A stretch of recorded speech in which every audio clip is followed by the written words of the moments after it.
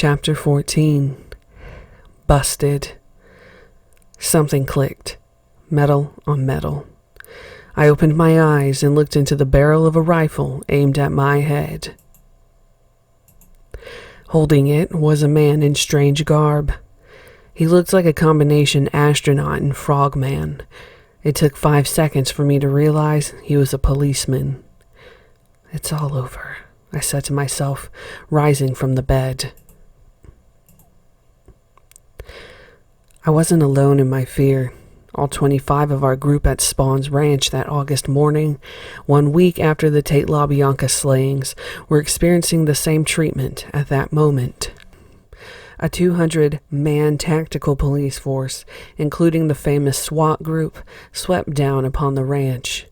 They came in trucks, cars, helicopters, decked out in combat gear and camouflage, catching us completely by surprise. Our ragtag gang was no match for them, 24-hour guard or not. Indeed, we were unable to offer any significant resistance.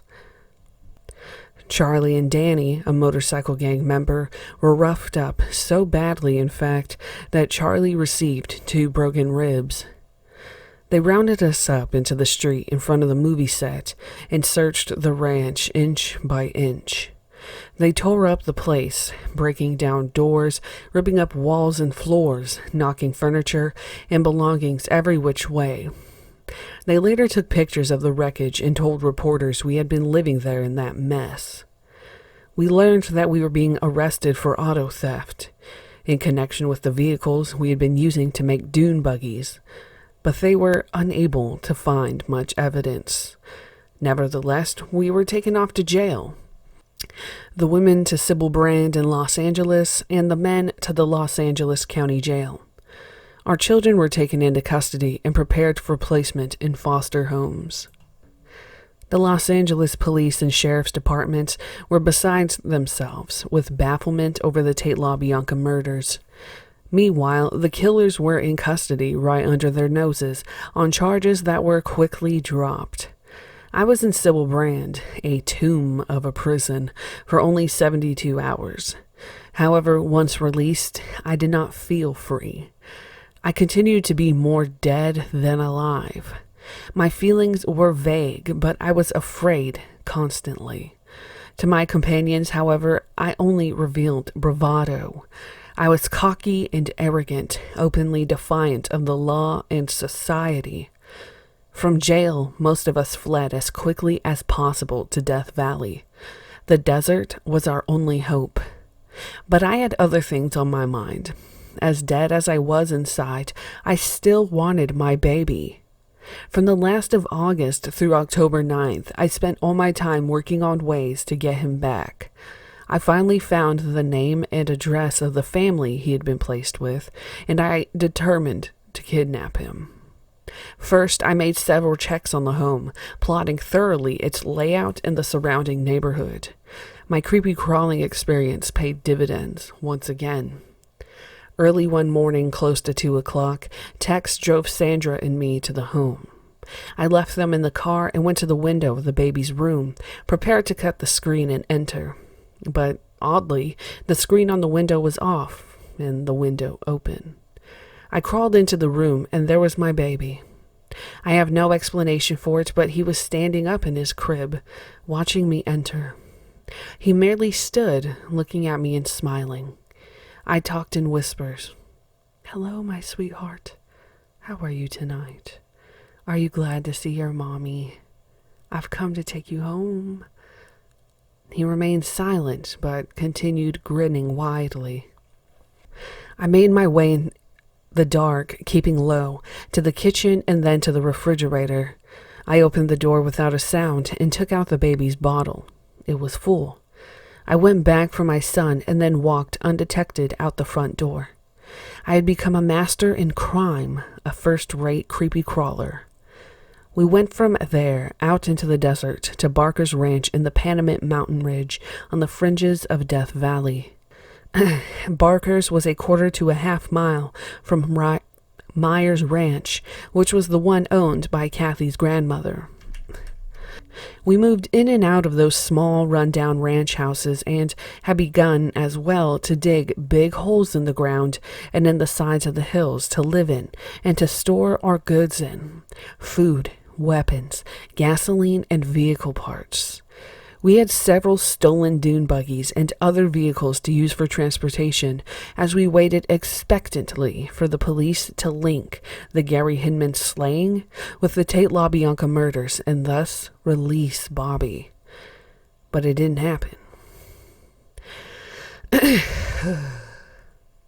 Things just seemed to get tighter and tighter. We had been undergoing constant indoctrination from Charlie on survival, on how to hide from the police, who from time to time were nosing around trying to find out what we were up to, and on how to maim and even to kill. Quite a few of the kids with us had no knowledge of the murders already behind us. They still considered us a bunch of anti-establishment young people seeking a better world.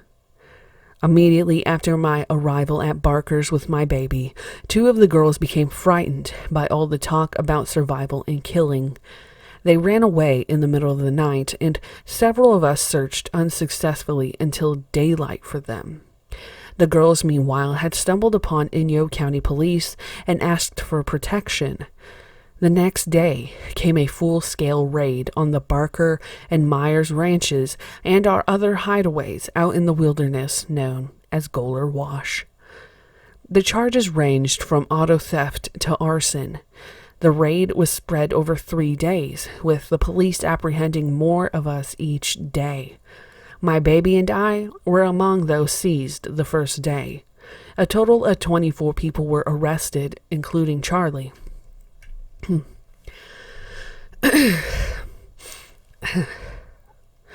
Since I saw those 3 days from my own perspective and was aware only of what was going on around me, I have pieced together many of the details of those hours and days from Prosecutor Bugliosi's account, which I have excerpted and paraphrased as follows.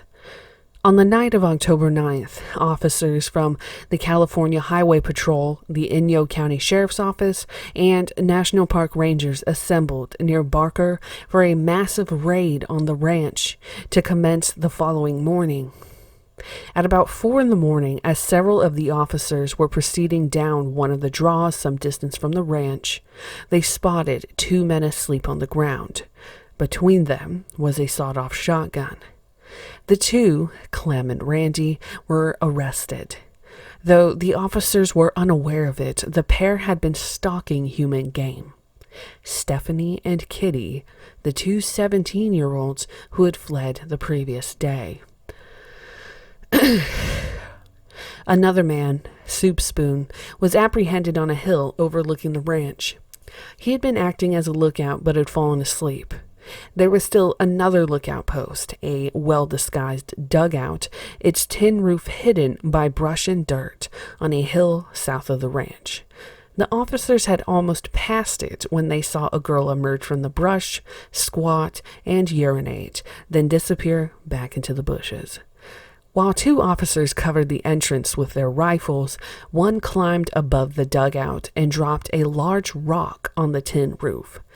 I was one of the 3 women inside. We all rushed out to be met by pointed guns and handcuffs. Those inside the ranch house, 3 other women, were caught unawares and offered no resistance. Other members of the raiding party surrounded nearby Myers Ranch and arrested 4 women. 2 babies were also found, including mine.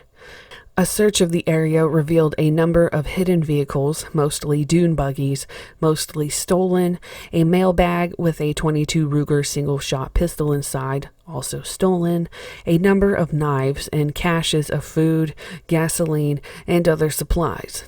Also found were more sleeping bags than people, indicating there might be others.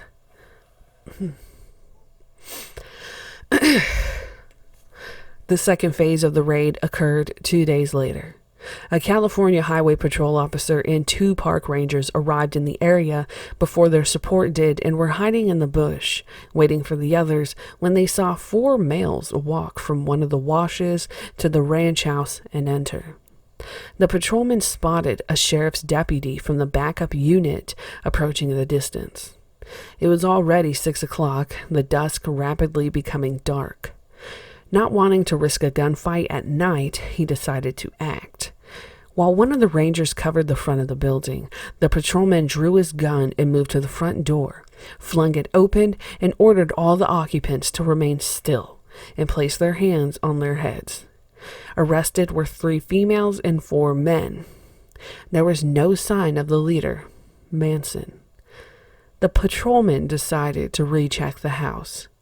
Using a candle in the dark, he went into the bathroom. I was forced to move the candle around a bit, as it made a very poor light, he said. I lowered the candle toward the hand basin and a small cupboard below, and saw long hair hanging out of the top of the cupboard, which was partially open. It seemed impossible that a person could get into such a small space. It was later measured at 3 by 1.5 by 1.5 feet. But without the officer saying, a figure began to emerge. It was Manson, dressed entirely in buckskin. Another man, an ex-convict, was found in still another part of the house. On arriving in Independence, the county seat, everyone was charged with grand theft auto, arson, and various other offenses.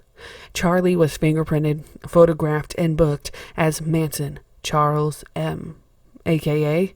also known as Jesus Christ, God. There wasn't enough evidence to hold many of our group, so in a few days, more than half were released. I was not one of them. After 2 days, I was called out of my cell to talk with 2 detectives about the Gary Hinman murder. They said that Bobby had told them I had been at Gary's house and that they had found a fingerprint of mine. Actually, one of the runaway girls had told them of my involvement.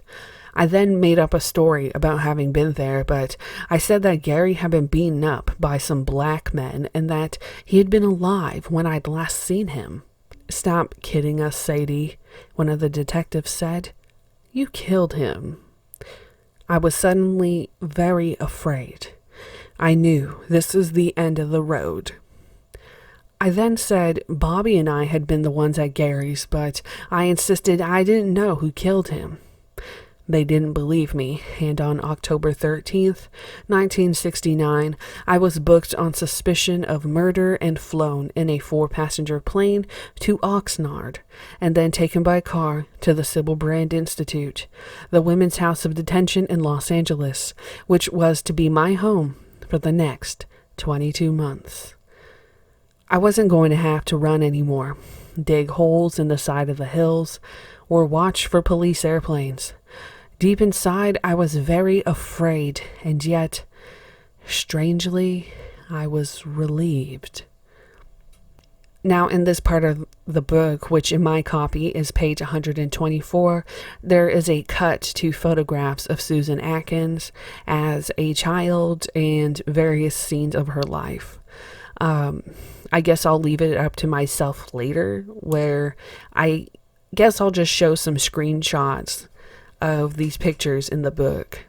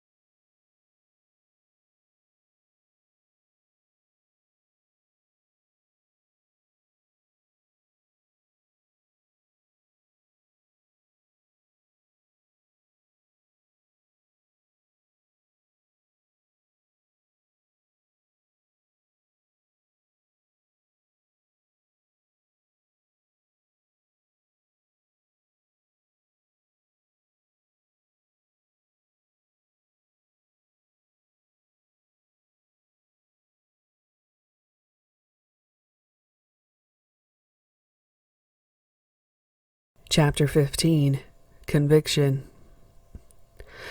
I was booked into Sybil Brand, a genuine prison with no country club trimmings, on October 13th, 1969. I knew I would never get out. I knew I'd never see the free world again, but that had little meaning to me then. There was very little meaning anywhere for my deranged mind and soul. However, I was impressed, even if negatively, by Sybil Brand. It was a real jail. 3 stories of iron bars and cell blocks. The doors to our cells were opened at 4:30 in the morning, and we had breakfast at 5. Unless appointed trustees with jobs, we had nothing to do until the lights were put out at 9 o'clock at night. It was one of the toughest places I had seen, and I had seen plenty of toughness and meanness. I saw several women die there from disease and other causes. Burned into my twisted mind was the sight of one woman undergoing a seizure and falling from her top bunk, cracking her skull on the floor. I was close to screaming myself into insanity, but somehow I knew I had to be tough. I had a compulsion to prove I was as tough as anyone there. Even in my totally defeated and broken self burned the need to impress people. I was beset by twin drives. The need to be tough to survive in the midst of harshness, and the need to feel accepted. Behind both of those drives lay fear that was nearly paralyzing. The same fear I had felt when I was first arrested with Al up in Oregon. Could that have been only 3 years earlier? When it became obvious that I was going to be there for a while, I was checked into dormitory 8000 on November 1st. This was a large room, a dormitory, with 4 rows of bunks running the length of the room. It contained 48 to 45 women charged with every kind of crime imaginable. Some gravely serious like mine, some far lighter. My pals from the desert were in other dormitories. We rarely saw one another. I was assigned a bunk opposite a tall, buxom woman named Ronnie, a pretty but hardened former call girl in her 30s who was charged with forging a prescription. Coming into 8000 with me that day was another call girl who had known Ronnie quite well. Her name was Virginia, a woman about my size and build with short, reddish, curly hair. She had been picked up for a parole violation. These 2 women, who I seemed to get along with better than any of the others, were to affect my life profoundly. Virginia and I were thrust even closer together when we were assigned to the same work duty. We became trustees and were assigned as runners, carrying messages between prison authorities. When activity was slow, we sat in the message center and talked. It had been nearly 3 weeks since I was arrested, and something welled up inside me, actually tightening and pushing outward against my chest. It grew and grew until it burst. I had to talk to someone about those nights of horror in the hills of Hollywood and Bel Air. All the women knew I was in jail on a murder charge, but I didn't look like much of a murderer to them. They thought I was a little kid, so they tested me, trying to get something out of me, trying to see how tough I was. They often called me Crazy Sadie, and with good reason, I guess.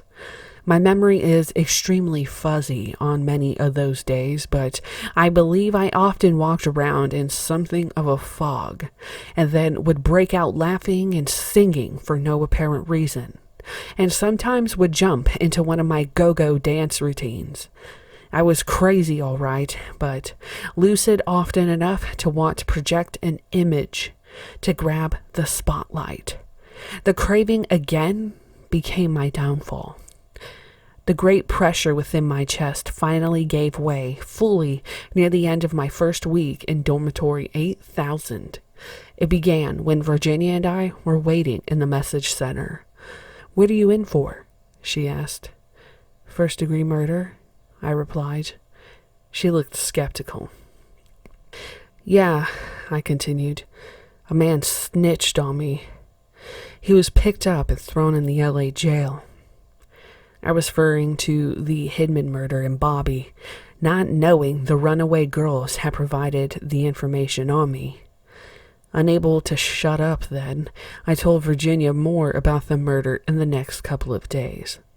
Finally, she asked me point blank, "Did you do it?" I can remember looking her right in the face and smiling until the corners of my mouth stretched tight. "Sure," I said. I then babbled on with a fraudulent account of what had happened, saying I had actually stabbed Gary over and over, which was a lie. Why did I lie? Why this need to put the spotlight on myself?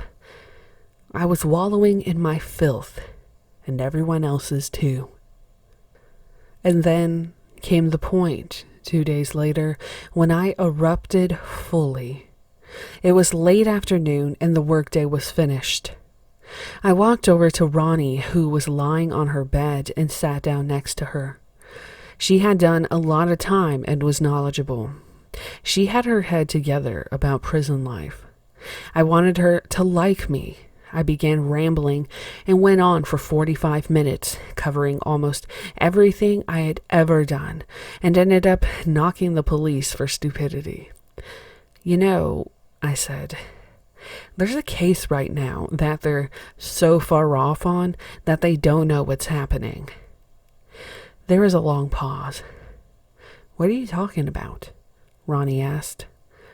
Her dark brown hair was very long and was pulled back along the sides of her head. It was hanging loose in the back. She watched me closely. "That one on Benedict Canyon," I said. Again, a long pause. "You don't mean Sharon Tate?" Ronnie's mouth actually fell open and stayed that way. The dam within me burst open. "Yeah," I said slowly, and the torrent came, full of lies and innuendos, full of glory-seeking. I was to be a big shot at last, taking credit for the killing of the pregnant Sharon Tate and all sorts of atrocities. But it didn't end there. One night I went over and sat down on Virginia's bed and poured out the same garbage. The clincher came when I said, "I bet I could tell you something that would really blow your mind." "I don't think so," she said. I didn't know it then, but Ronnie had already told Virginia some of my story and urged her to pump me to see if I told the same story. They perceived they might be able to negotiate their way out of jail. But I didn't need any pumping. I was determined to establish myself as something special. "You remember the Tate deal?" I asked. She nodded. "I was there. We did it." "Really?" She revealed only moderate interest. "Anyone can say that, you know." Then I laid out everything in happy hysteria. Virginia understandably got a lot of it mixed up, confusing Charlie and Tex, for example. Which, as a note, I just want to point out that Tex Watson's name is Charles Watson, so that's why there's the confusion. But anyway, back to the story. And because of my lies, she thought I had stabbed Sharon Tate several times in the chest. She quoted me as saying, "It felt so good the first time I stabbed her." Within a week of my playing the blabbermouth, the Tate LaBianca cases blew wide open. I was folding clothes in a big room at Sybil Brand just before supper. When a woman burst in and said the official word was that I had killed Sharon Tate, it was going to be charged. In hours, I was moved into isolation, where I remained for 3 months. Alone in cell block 4000, the mental observation tank, steel and concrete. I began to feel the seriousness of my situation sinking into my sick brain. I lay in my hard single bed at night, listening to the guards slowly making their rounds of the catwalk. Tap, tap, tap, slowly, slowly. The lights were never put out, only dimmed. I failed again. I've given up sacred information to outsiders and betrayed my own people. I'm going to be fingered from both sides. The world will never understand me. They will hate me. Charlie, Pat, Leslie, Tex, Mary, they will all hate me. They'll never trust me again. What am I gonna do? A yawning, pulsating sickness filled my stomach. I knew I had dug a deep hole, so big and so deep that I'd never be able to crawl out. My mind turned to blackness. In a proceeding that I am unable to recall at all, Richard Caballero was assigned as my attorney of record in the Hindman case. As we spent more time together in the lengthening days that followed, I realized I had never met or even heard of a lawyer like him. Richard, a former deputy district attorney, was the most serious-minded and dedicated man I knew. He eventually came to the conclusion, which he shared with me one afternoon, that I was not in my right mind. There is a force working in your life that is stronger than you are, he said, and I want you to get away from it. I didn't know precisely what he was talking about, but I believed he was right. I presumed he was referring to Charlie's power. As for my case, which soon included the Tate LaBianca murders, Richard wanted to try to save my life, hoping to work out a deal with the district attorney's office that would allow me to plead guilty to a lesser crime and get off with a death sentence. Much of the time during those days was taken up in meetings with lawyers and with Prosecutor Bugliosi, who was handling the Tate LaBianca case, but not the Hindman. I was even taken out of jail on more than one occasion to make a tape of my confession and to visit by car the areas of the crimes. Finally, Caballero struck a deal with the district attorney. He felt it was a good bargain for me. If I testified before the grand jury, the prosecution would not seek the death penalty for me, and my testimony would not be used against me or the co-defendants when we went to trial. I was wobbling all over the place in my attitudes toward testifying, toward my co-defendants, and toward myself. I just didn't know what I would do from hour to hour, but I agreed to the deal. At least I wouldn't die. Meanwhile, I began to receive messages from Charlie through my visitors, the members of our group who were not in jail.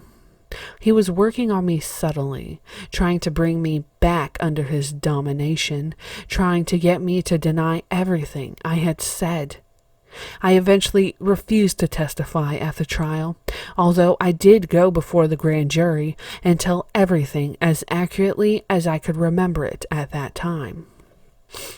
Finally, I was so strung out that I asked to see Charlie.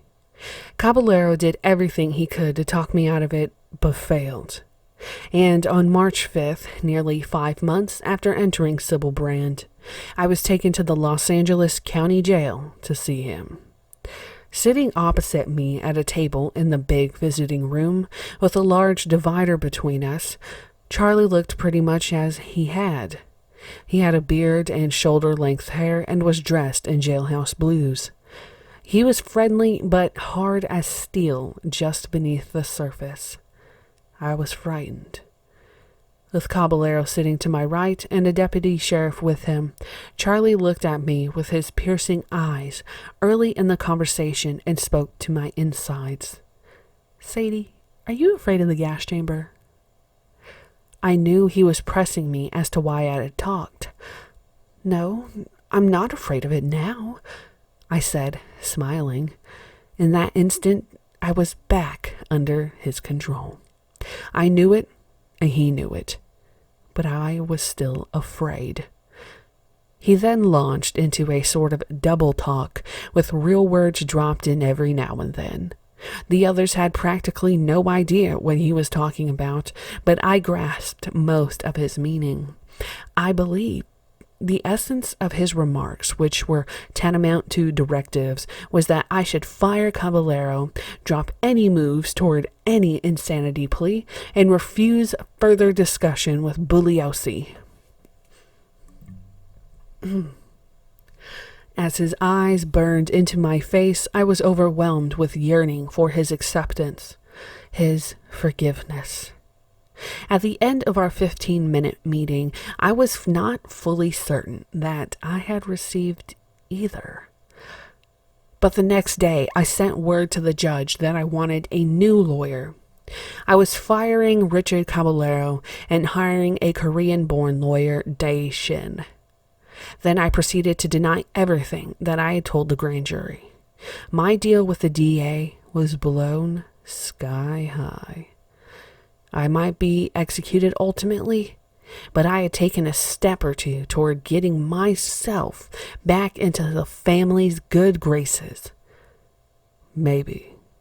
Finally, on June 15th, 1970, the trial of Charlie, Pat, Leslie, and me began, with jury selection in a court presided over by Charles Older. Tex had fled to Texas during all the confusion over the Barker arrests, the lack of evidence, the release of many of our group, and my talking. From there, he fought extradition successfully for some time, but eventually was returned to be tried himself. Linda, who testified for the prosecution, was not on the trial. From the outset, the trial received full coverage of all its weird details. Little new can be added, even with the advantage of hindsight. However, I was left with several strong memories. First, I was ashamed of that 9-month trial. The crimes we were accused of were horrible, brutal, the worst imaginable. But what took place in the halls of justice was also horrible and brutal. It seems so obvious, with the benefit of hindsight, that on display were 3 young women clearly not in their right minds, who were in slavish obedience to a madman. Every defendant in the case was mentally and spiritually sick, deeply ill. We were not to be excused. We were guilty. But we were desperately sick, legally so, and all the authorities refused to acknowledge this. We were treated as though we were intelligent, criminal masterminds. For our part, throughout the trial, we did everything possible to disrupt the legal process. We shaved our heads to protest. We fired our lawyers. We loudly ridiculed and vilified the judge, the prosecutors, society, everyone. Charlie shot paper clips at the judge, who kept a bodyguard nearby. I even managed to knock Prosecutor Bugliosi's stack of papers and briefs onto the floor one day. He momentarily lost control of himself, took a swing at me, fully reported in the papers the next day, and snapped through clenched teeth for all to hear. "You bitch." I walked arrogantly across the room, hips swinging vulgarly, relishing a small victory. One of our most sensational acts, for which I still bear the scar, came near the end of the courtroom proceedings. Charlie arrived one morning and brought gasps from many spectators. He had carved a bloody X in his forehead. Outside, our colleagues distributed a typewritten statement from Charlie. "I have X'd myself from your world," it declared. Other bits and pieces said, I am not of you, from you. I stand opposed to what you do and have done in the past. You make fun of God and have murdered the world in the name of Jesus Christ. My faith in me is stronger than all of your armies, governments, gas chambers, or anything you may want to do to me. I know what I have done. Your courtroom is man's game. Love is my judge. The following weekend, Leslie, Pat, and I used matches, red-hot bobby pins, and needles to burn X's into our foreheads. If it was good enough for Charlie, it was good enough for us. What an ugly mess we were. One very serious thing that was blamed on us and our colleagues, but which I am convinced to this day was not done by us, was the death of Ronald Hughes, one of our lawyers. Hughes was a big, bearded, long-haired, good-natured man with a reputation as a hippie lawyer, although he had never tried a case when he was taken on by Leslie as a replacement for a dismissed lawyer. On Monday, November 30th, Hughes was absent when court convened. Much investigation revealed that the burly lawyer had gone to an area called Sespe Hot Springs, some distance northwest of Los Angeles, where he had often spent weekends camping. Flash floods had occurred that weekend. It was assumed by everyone, especially Bugliosi, that the Manson family had done Hughes in. Actually, I believe the lawyer died an accidental death. His body was found by fishermen after the completion of the trial, wedged between two rocks in the Sespe Creek. It was midday on Monday, January 25th, 1971, when we received word that the jury had reached a verdict, having deliberated for 10 days. Pat, Leslie, and I were taken to the courtroom. Soon Charlie was brought in. He was smiling and winked at us. We all returned the wink and giggled loudly. Soon the jurors filed in, and I found my hands and lower arms growing tense, heavy, my breathing slow to almost nothing as the foreman handed a sheaf of forms to the bailiff, who then handed them to the judge. "The clerk will read the verdicts," he said. Time stopped in the courtroom. The court reporter, who hadn't smiled in 9 months, looked straight ahead, unsmiling. Judge Charles H. Older, graying, hefty, his double chin hanging over his collar, slouched ever so slightly against one side of his chair. Bugliosi sat erect, expectant, in his vested suit. Fluorescent lights struggled valiantly against the natural darkness of the room's brown wood paneling, and the air conditioner maintained its incessant 9-month hum. I looked momentarily at the red carpet, vaguely aware of the 2 female guards standing only a few feet behind me, with Pat and Leslie to my right. One male guard stood behind Charlie, 3 people to my left. Were they ready to clutch us? Time resumed as I heard the clerk read a long, 1-sentence passage that my mind struggled unsuccessfully to put together. Then he said loudly and clearly, "We, the jury, in the above entitled action find the defendant, Charles Manson, guilty of the crime of murder of Abigail Fulcher in violation of Section 187, Penal Code of California, a felony, as charged in Count 1 of the indictment. We further find it to be murder in the first degree." He continued on for more than half an hour, reading the verdicts of guilty of all charges for Charlie, Pat, Leslie, and me. 3 of us, Charlie, Pat, and I, were guilty of 1 count of conspiracy to commit murder and 7 counts of murder in the first degree. Leslie was guilty of 1 count of conspiracy to commit murder and 2 counts of murder in the first degree. Next, under California law, came a so-called penalty trial, in which it was determined whether we would be sentenced to death or to life imprisonment. It was a chaotic, dragged-out affair in which we did all we could to throw everything into confusion by changing our stories all around and trying to prove Charlie innocent. On March 29th, with shaved heads and bloody crosses on our foreheads, the four of us were escorted into the courtroom for the verdicts. In each case, the penalty was death. I was immediately filled with fury. Several things were spoken loudly by the four of us. I can only remember that I shouted, "Better lock your doors and watch your kids." I was overcome with hate in that very instant for those who had judged us. I thought they had no right to judge me or anyone else. They had done too many wrong things in their own lives. They were my enemies. I hated them, and I was certain that the world would fall apart just as we had proclaimed, and that each of my enemies would receive his just reward.